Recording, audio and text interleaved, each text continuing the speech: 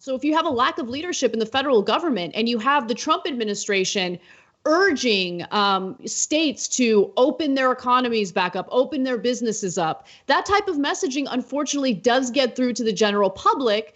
And they start thinking, oh, well, maybe it's safe to go out. And you're right, Cenk. The thing that frustrates me the most about reporters is that they humor Trump, right? They entertain these debates. It reminds me of how they were still debating whether or not Donald Trump is a racist person 2 years into his administration. Why are we having this debate? It's obvious. We know he's racist. It's not worth debating anymore. Let's move on. At this point, it's abundantly clear that Trump was briefed about the severity of this virus in January. It's been confirmed, and he still didn't take it seriously. Lack of leadership, and even worse, his willingness to use this tragedy, this crisis, to provide political favors to people who have been supportive toward him. One example of that is how the small business loans were given out. If you look at the number of small business loans and where most of the money went, they went to red states. And the New York Post interviewed Trump about it. He didn't try to hide that fact. In fact, he said the following.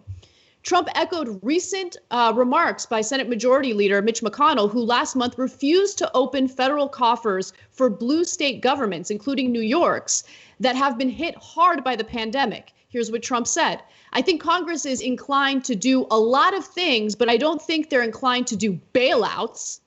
That's hilarious because they've done a massive amount of bailouts for major corporations. A bailout is different than, reimbursing for the plague.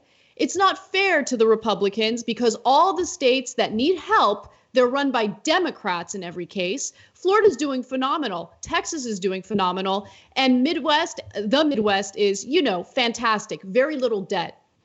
I find it incredible that a man who has all sorts of foreign debt as we speak has the audacity to point to states that have his own people living in them and accuse them of having too much debt and say that they don't need any help. It's disgusting. So the blue states give, I think, about $160 billion more than the red states to the federal government. I think it's time the blue states ask for their money back. If you're not going to help us in a time of emergency, great. Then I don't want to help you bums in all the red states. You guys are welfare queens, and I'm tired of it. I'm not going to give you the money, okay? New York gives $22 billion more than it takes in from the federal government. Then give me my goddamn money back. Give me the $22 billion back. So they have every right to say that. Now, when I say things like this, it's not even Republicans, it's liberals who cry. I said it on Twitter today, and they're all like, oh my God, you can't do that. Yeah, you know what you do? Trump and the Republicans bully you day in, day out. They push you around. And then when you get hit with a disaster, a pandemic, he says, no, you got to kiss my ass to get money. And I'm not even going to give it to you. That's what McConnell and Trump do.